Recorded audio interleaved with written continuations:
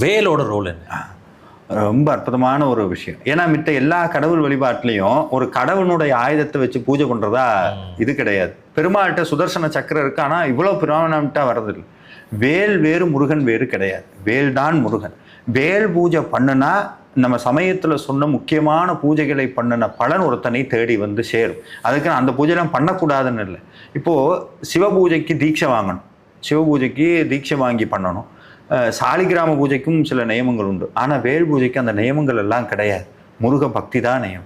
சாமி சொல்றார், எப்படி முருகனை கும்பிட்றதுன்னா ரொம்ப சிரமப்படாது. பக்தியாள் யானுனை பலகாலும் பற்றியே மா திருப்புகழ் பாடி. பக்தியோடு வேல் வச்சு பூஜை பண்ணணும்னா பக்தி இருந்தா போதும். பக்திக்கு என்ன இலக்கணம்னா முருகா உன்னுடைய அருள் வேண்டும், அதை தவிர எனக்கு எதுவும் வேண்டான்னு நினைச்சு வேல் பூஜை பண்ணணும்.